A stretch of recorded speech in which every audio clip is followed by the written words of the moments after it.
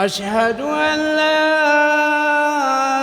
إله إلا الله.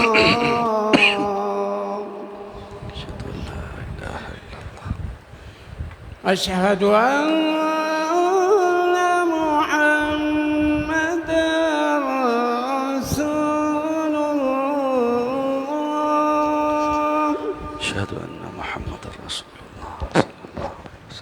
أشهد أن محمدًا رسول الله. أشهد أن محمدًا رسول الله.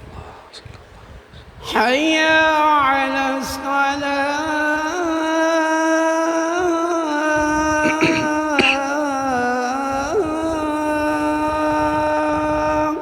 لا حول ولا قوة إلا بالله. حي على الصلاة. لا حول ولا قوة إلا بالله. حي على الفلاح.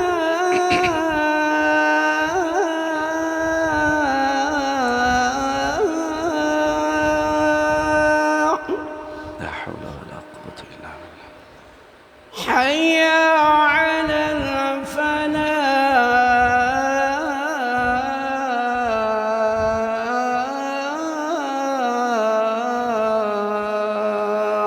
لا حول ولا قوة إلا بالله. الله أكبر. الله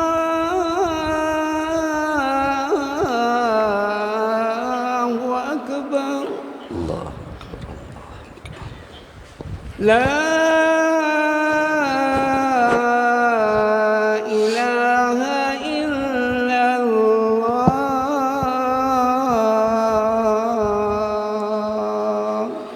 لا إله إلا الله. اللهم صل على محمد كما صليت على إبراهيم وعلى آل حميد مجيد. اللهم بارك على آل محمد كما باركت على إبراهيم آل إبراهيم إنك حميد مجيد.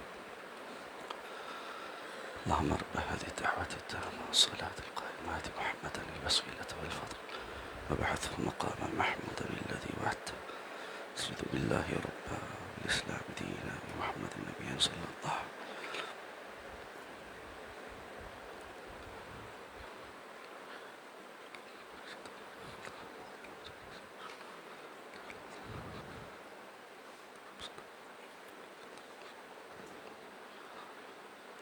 السلام عليكم ورحمة الله وبركاته. إن الحمد لله رب العالمين والعاقبة للمتقين والصلاة والسلام على سيد الأنبياء والمرسلين نبينا محمد وعلى آله وأصحابه ومن تبعهم بإحسان إلى يوم الدين. إن الحمد لله نحمده ونستعينه ونستغفره ونؤمن به ونتوكل عليه ونعوذ بالله من شرور أنفسنا ومن سيئات أعمالنا. من يهده الله فلا مضل له ومن يضلله فلا هادي له. وأشهد أن لا إله إلا الله وحده لا شريك له وأشهد أن محمدًا عبده ورسوله. اللهم صل على محمد وعلى آل محمد كما صليت على إبراهيم وعلى آل إبراهيم إنك حميد مجيد. اللهم بارك على محمد وعلى آل محمد كما باركت على إبراهيم وعلى آل إبراهيم إنك حميد مجيد. أما بعد فإن خير الحديث كتاب الله وخير الهدي هدي محمد صلى الله عليه وسلم وشر الأمور محدثاتها وكل محدثة بدعة وكل بدعة ضلالة وكل ضلالة في النار. رب اشرح لي صدري ويسر لي أمري واحلل عقدة من لساني يفقه قولي. اللهم انفعنا بما علمتنا وعلمنا ما ينفعنا وزدنا علما. رب أعوذ بك من همزات الشياطين وأعوذ بك رب أن يحضرون. أما بعد فأعوذ بالله من الشيطان الرجيم. وقال الذين كفروا لرسلهم لنخرجنكم من أرضنا أو لتعودن في ملتنا فأوحى إليهم ربهم لنهلكن الظالمين ولنسكننكم الأرض من بعدهم ذلك لمن خاف مقامي وخاف وعيد. واستفتحوا وخاب كل جبار عنيد من ورائه جهنم ويسقى من ماء صديد يتجرعه ولا يكاد يصيغه ويأتيه الموت من كل مكان وما هو بميت ومن ورائه عذاب غليظ.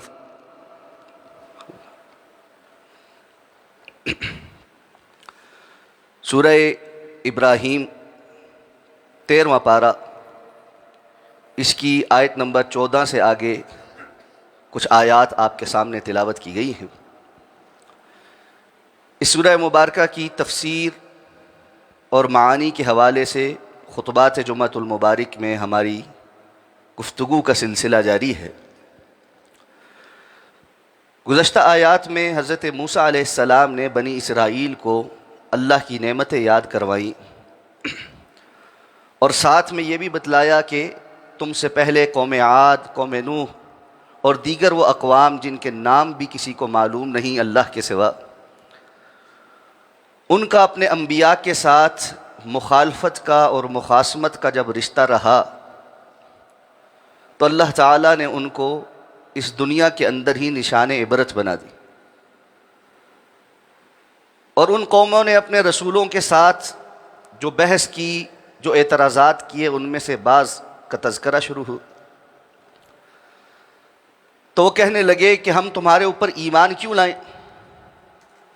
تم تو ہمارے جیسے ہی انسان ہو اور ہماری مرضی کے مطابق کوئی دلیل لے کر آؤ تو شاید کوئی بات ہم سننے کو تیار بھی ہو جائیں، ہمیں تو تمہارے دعوے پر اور اللہ پر بھی شک ہے۔ رسولوں نے ان کو سمجھانے کی کوشش کی کہ اللہ جو آسمان و زمین کا خالق اور مالک ہے، کیا اس کے بارے میں بھی کوئی شک کر سکتا ہے؟ اور یہ کہ ہم یقیناً انسان ہی ہیں اور ہم اپنی مرضی سے کوئی دلیل یا معجزہ نہیں لے کر آ سکتے، یہ تو اللہ کا احسان ہے جس پر ہو جائے کہ وہ اس کو منصب نبوت اور رسالت عطا فرمائے، اور جیسا معجزہ یا دلیل وہ نازل کرنا چاہے وہ اپنے منشا کے مطابق نازل فرماتا۔ اور اس کے ساتھ ساتھ رسولوں نے ان کو یہ بھی بتلایا کہ ہمارا بھروسہ تو اللہ پر ہے،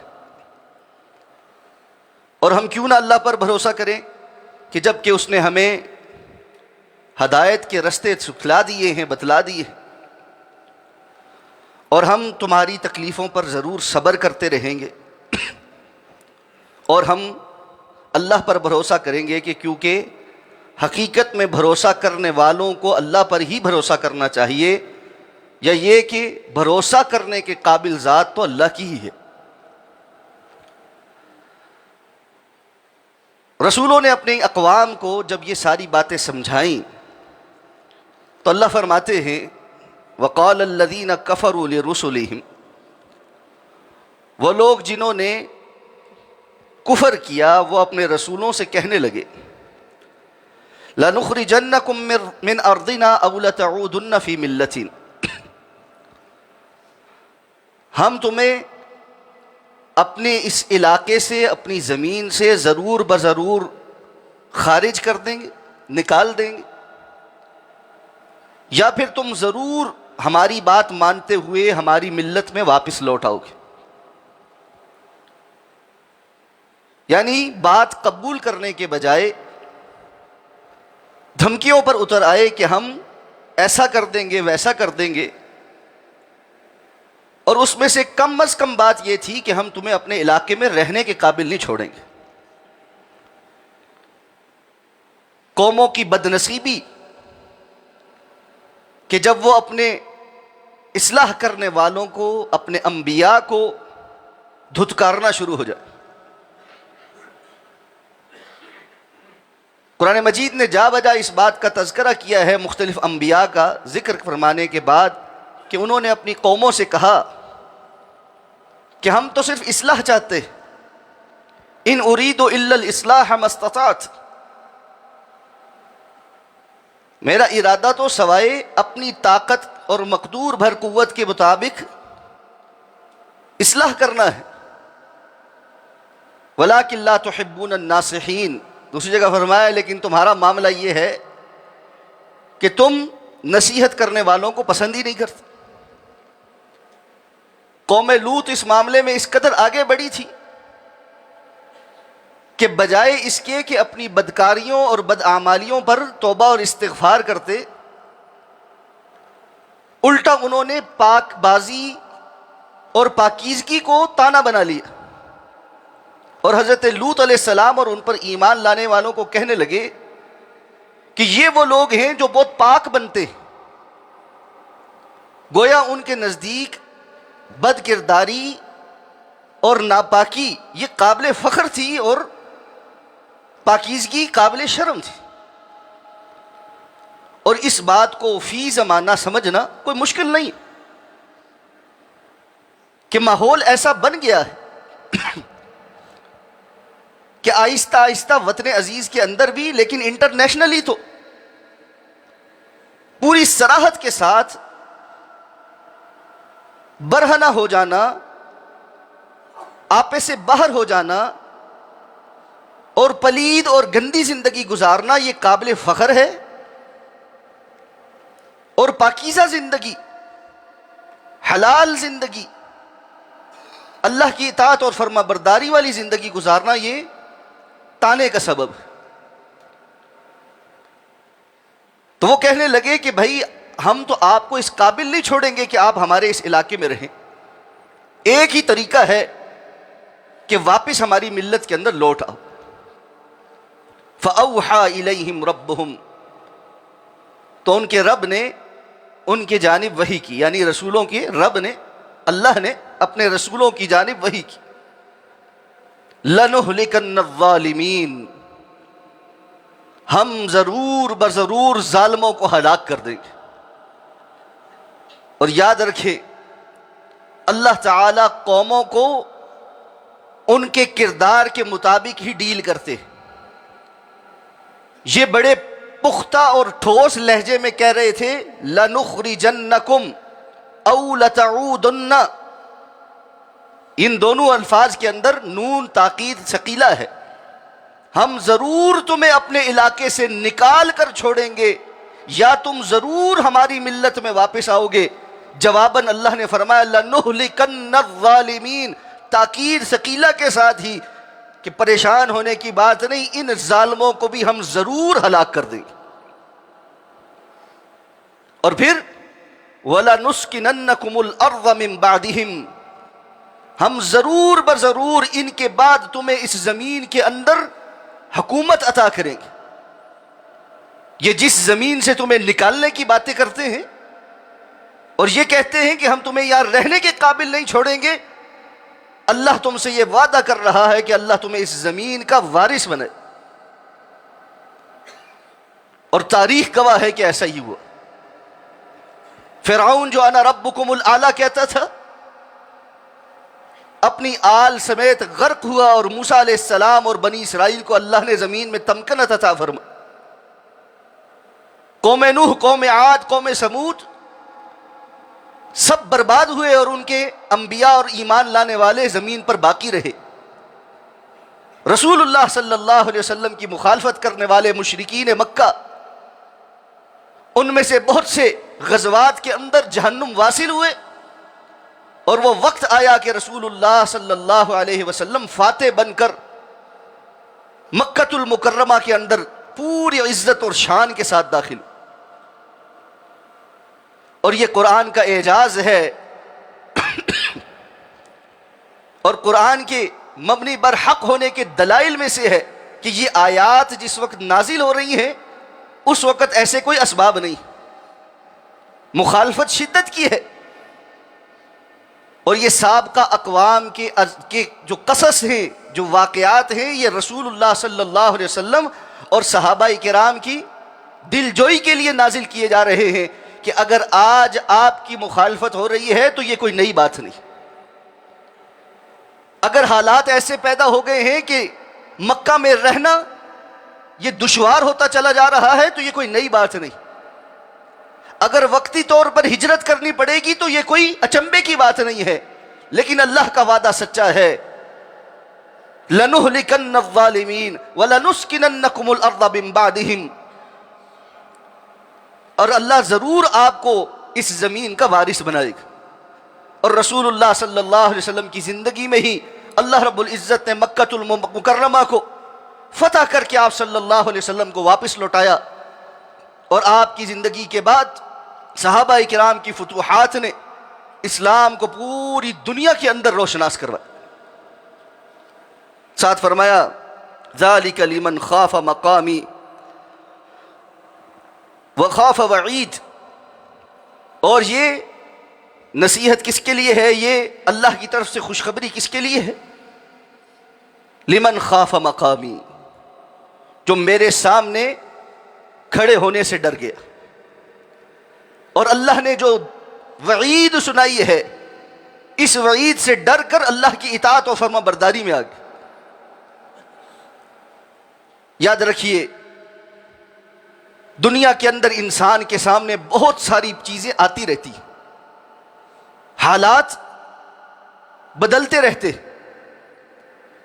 کبھی کفار کی طرف سے ایسے حالات پیدا کیے جاتے ہیں کہ خوف کی فضا پیدا ہو جاتی، اور کبھی جب وہ دیکھتے ہیں کہ یہ خوف زدہ ہونے والے نہیں تو وہ لالچ دیتے کہ اگر ہمارے ساتھ مل جاؤ گے یا ہماری بات مان لو گے تو یہ ملے گا، دنیا میں یہ معاہدے ہو جائیں گے، فلاں چیز حاصل ہو جائے. ان دونوں باتوں میں اہل ایمان کو یہ جاننا چاہیے لمن خاف مقامی و خاف وعید. اگر خوف کی فضا ہے تو اس سے ڈر کر اللہ کی نافرمانی اختیار کرنے والا کل اس سے بڑے خوف میں مبتلا ہوگا، اور وہ یہ ہے کہ اس نے اللہ کے سامنے کھڑا ہو. اور کسی لالچ میں آ کر اللہ کی نافرمانی کرنے والا اس کو بھی یہ جان لینا چاہیے کہ یہ جو لالچ ہے اس سے حاصل ہونے والا مال ختم ہو جائے گا، موت اس سے سب کچھ چھین لے گی اور اس کو بھی اللہ کے سامنے کھڑا ہونا. اور پھر اس کو اللہ کی وعیدوں کو جان لینا چاہیے کہ لَنُهْلِكَنَّ الظَّالِمِينَ، اللہ ضرور ظالموں کو ہلاک کر دے گا. اور وہ معاملہ کیسا ہوگا؟ فرمایا وَاسْتَفْتَحُوا، جب یہ معاملات چلے تو انہوں نے فیصلہ مانگا یا فتح طلب کی. مفسرین کرام نے اس کی دونوں طرح سے تفسیر کی ہے. یہ فیصلہ مانگنے والے یا تو کفار ہو سکتے ہیں یا انبیاء ہو سکتے ہیں. دونوں صورتوں میں نتیجہ ایک ہی ہے.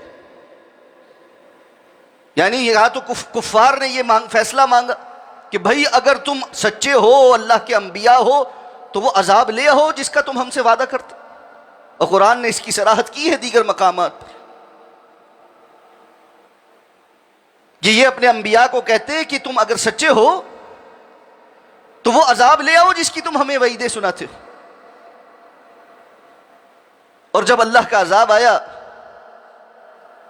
تو اللہ نے فرمایا یہ وہ ہے ما کنتم بہ تستعجلون، جس کے بارے میں تم عجلت میں پڑے ہوئے تھے.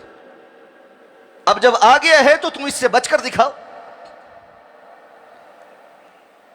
اور اگر یہ انبیاء نے مانگا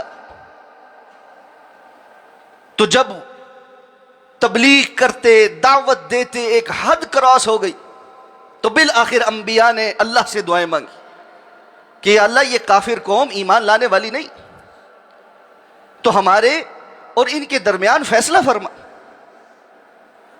جیسے قرآن نے دوسری جگہ کہا ہے ربنا افتح بیننا وبین قومنا بالحق، یا اللہ وقت آ گیا، ان پر حجت تمام ہو گئی، ہمارے اور ان کے درمیان حق کے ساتھ فیصلہ فرما. نوح علیہ السلام نے 950 سال تبلیغ کرنے کے بعد بالآخر اللہ سے اس بات کی دعا کی کہ اللہ میرے اور ان کے درمیان فیصلہ فرما. یہ اب ایمان لانے والے نہیں ہیں، میں نے ان کو رات دن دعوت دی ہے، تنہا بھی دعوت دی ہے، سب کے سامنے اونچی آواز سے بھی دعوت دی ہے. یہ تو اب اس حالت کو پہنچ گئے ہیں کہ جیسے ہی میں گفتگو کرنے لگتا ہوں یہ اپنی انگلیاں ایسے کانوں میں دے لیتے ہیں، جہاں میں ان کے پاس پہنچتا ہوں یہ اپنے کپڑے جھٹک کر رخ پھیر کر چلے جاتے، بات سننے کو تیار نہیں. اور ساتھ میں پھر انبیاء نے بد دعا بھی کی ہے. بس حضرت نوح علیہ السلام نے بد دعا بھی کی ان کے لیے کہ اللہ پھر ان میں سے کسی فاسق فاجر کو نہ چھوڑ، ان میں سے کسی کا گھر سلامت نہ رہے اور نہ ہی ان کی نسلیں باقی رہیں. وَلَمْ يَلِدُوا إِلَّا فَاجِرًا كَفَّارًا، کہ مجھے ان سے کوئی امید نہیں، ان کے آگے آنے والی نسلیں بھی فاجر اور کافر ہی ہوں گی. اور پھر اللہ کے فیصلے آتے وَخَابَ كُلُّ جَبَّارٍ عَنِيدٍ. اللہ فرماتے ہیں ہر سخت جبار، سخت دل انسان، ظلم کرنے والا، عنید بہت زیادہ عناد رکھنے والا، دشمنی رکھنے والا ناکام ہو گیا. جب اللہ کے انبیاء کسی کے لیے بد دعا مگر پھر ان کے پلے کیا بچ جاتا. انسان کو ڈرنا چاہیے کہ وہ نبی کی بد دعا کا شکار ہو جائے. اور معلوم ہے کہ سید الانبیاء جناب محمد الرسول اللہ صلی اللہ علیہ وسلم بد دعا نہیں دیا کرتے تھے. طائف جیسے سخت ترین دن کہ جس کے بارے میں خود رسول اللہ صلی اللہ علیہ وسلم نے ام المومنین حضرت عائشہ صدیقہ رضی اللہ تعالی عنہا کے استفسار پر فرمایا تھا کہ احد سے بھی زیادہ سخت دن مجھ پر جو تھا وہ طائف کا دن تھا. اس دن بھی آپ نے ملک الجبال کے آنے کے باوجود طائف والوں کو بد دعا نہیں دی تھی، لیکن آپ صلی اللہ علیہ وسلم نے جبریل کی بد دعاؤں کے اوپر آمین سب کی. یا اللہ جس کی زندگی میں رمضان آئے اور اس کے باوجود وہ آپ کو اطاعت اور فرمانبرداری کر کے مغفرت حاصل نہ کر سکے، ہمیشہ کے لیے اس کو اپنی رحمت سے دور فرما دے. آپ نے آمین سب کی. اور دوسری بد دعا، جس کی زندگی میں ماں باپ بوڑھے یا ان میں سے کوئی ایک بوڑھا بزرگی کی حالت میں، کمزوری کی حالت میں موجود ہو اور وہ ان کی خدمت کر کے بھی اپنے آپ کو اللہ سے نہ بخشوا سکے، ایسے ظالم کو بھی اپنی رحمت سے ہمیشہ کے لیے دور کر دے.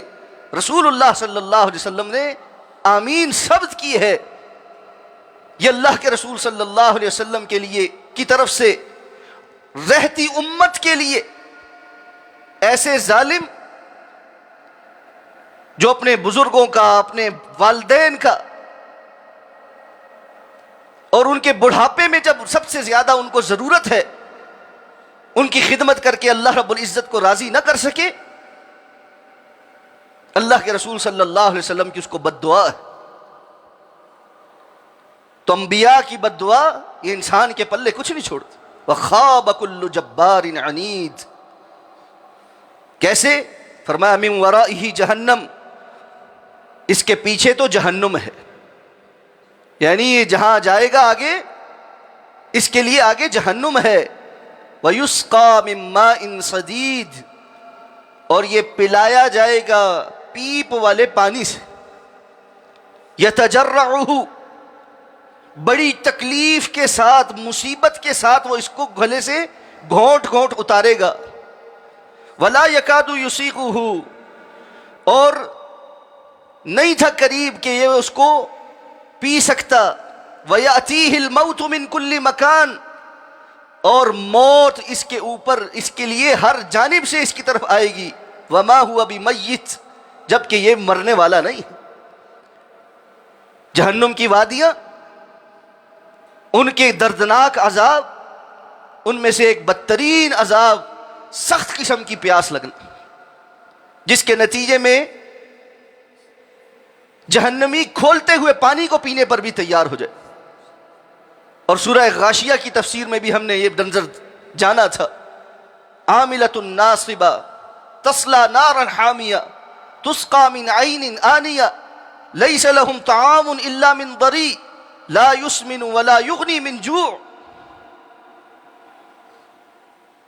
اللہ کے رسول صلی اللہ علیہ وسلم نے فرمایا یہ پانی ایسا کھولتا ہوا ہے کہ چہرے کے قریب پہنچے گا تو انسان کے ہونٹ گل جائیں گے، پھر بھی پینے پر مجبور ہوگا، اور جب پیے گا جہاں جہاں سے وہ گزرے گا اس کے اعضاء کو گلاتا ہوا اس کی پشت سے باہر نکل جائے، یسہر ما فی البطون۔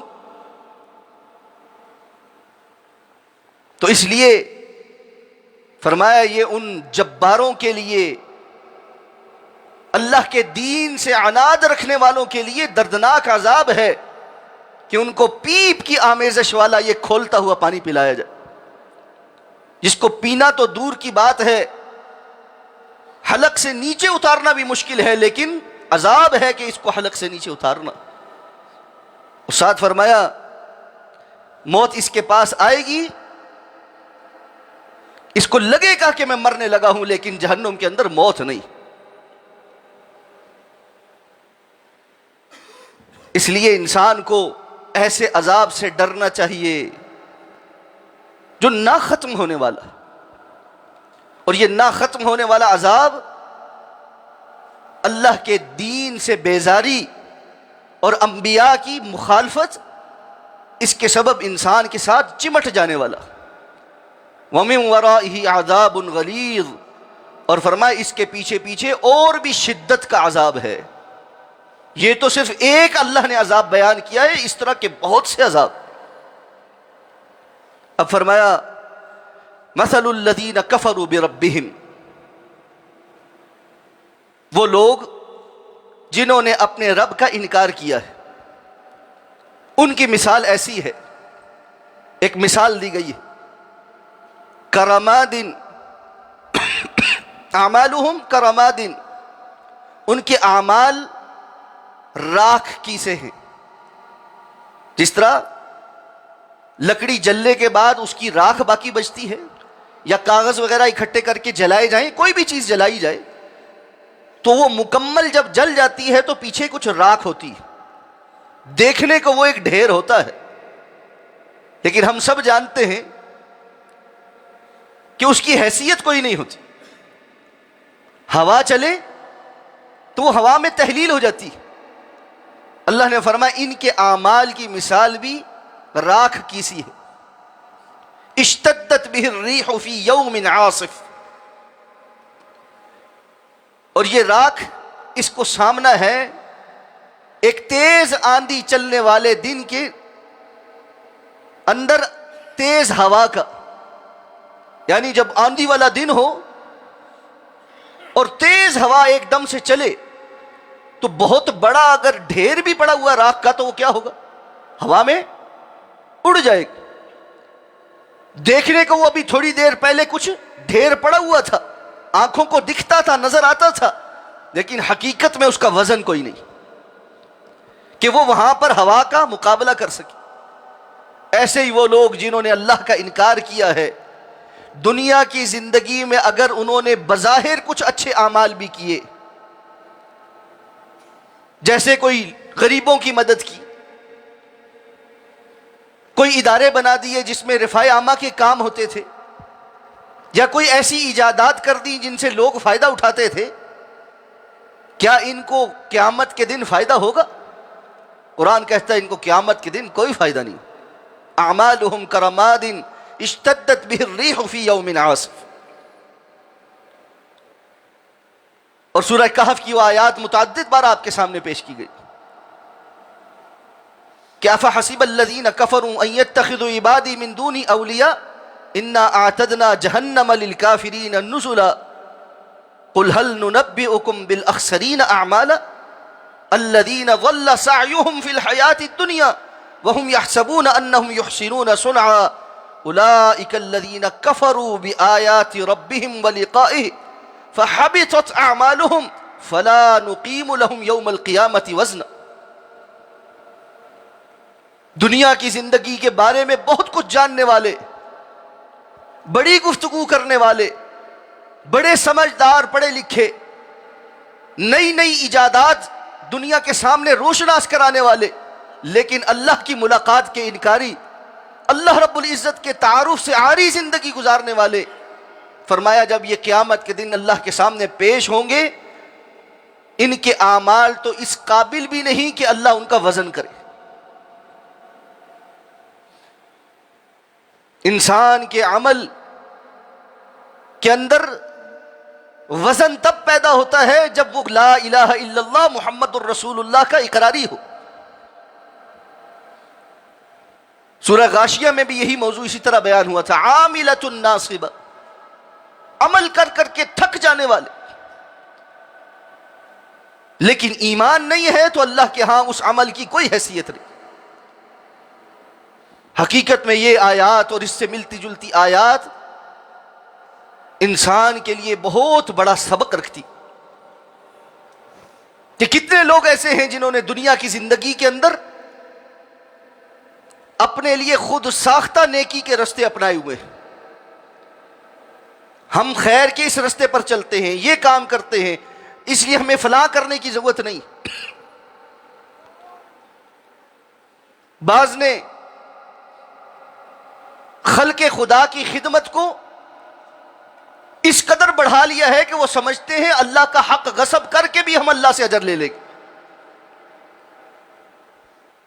تو آپ دیکھیں گے وہ کتوں کی بھی خدمت کریں گے، بلیوں کی بھی خدمت کریں گے، چیل کووں کے لیے بھی روٹی کا انتظام کریں گے، جبکہ ان جانوروں کی رزق کا اور ان کی روٹی پانی کا انتظام اللہ کی طرف سے ہوا ہے. وَمَا مِن دَابَّةٍ فِي الْأَرْضِ إِلَّا عَلَى اللَّهِ رِزْقُهَا وَيَعْلَمُ مُسْتَقَرَّهَا وَمُسْتَوْدَعَهَا كُلٌّ فِي كِتَابٍ مُبِينٍ. زمین میں کوئی چوپایا ایسا نہیں جس کا رزق اللہ کے ذمہ نہ ہو. وہ کہاں رہتا ہے، کدھر زمین میں جاتا ہے، سب اللہ کے علم میں ہے. اللہ ان سے اپنی مخلوق سے غافل نہیں.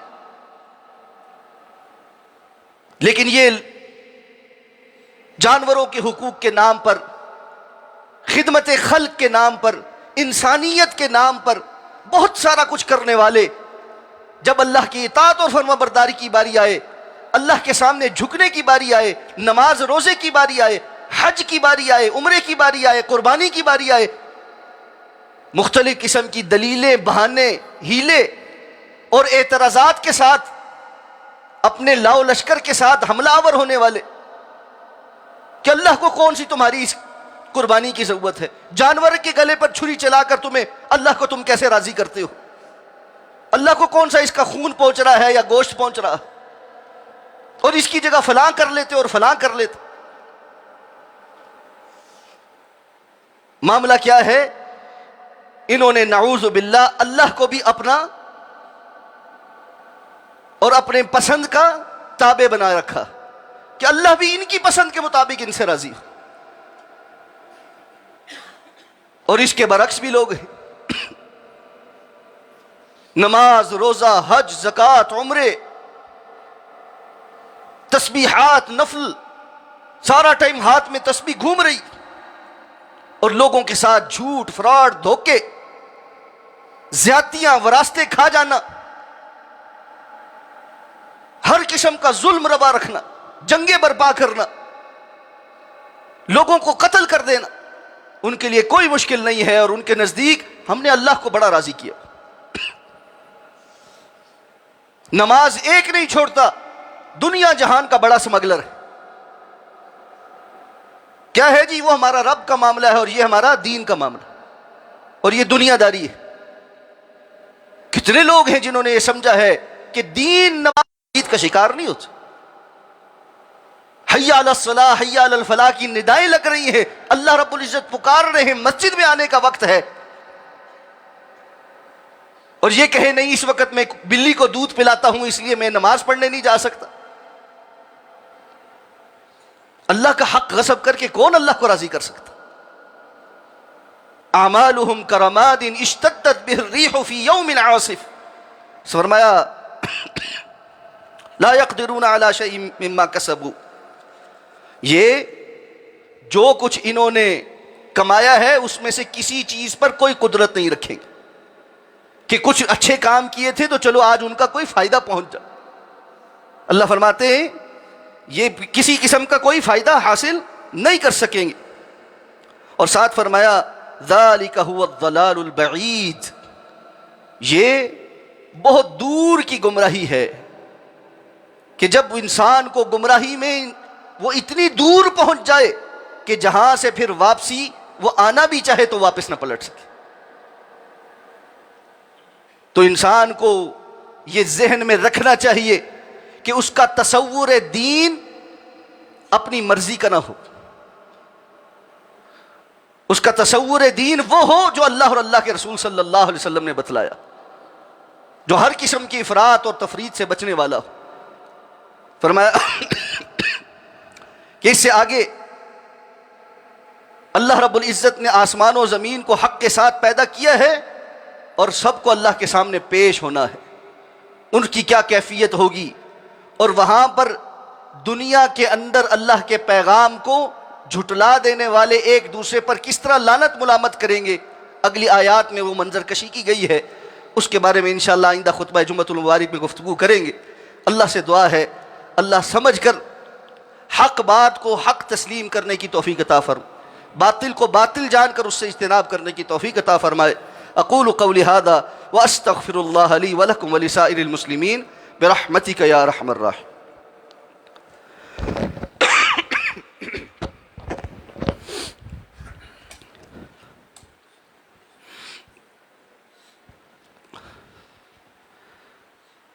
ان الحمد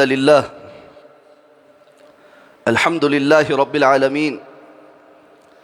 الحمد لله نحمده ونستعينه ونستغفره ونؤمن به ونتوكل عليه ونعوذ بالله من شرور أنفسنا ومن سيئات أعمالنا.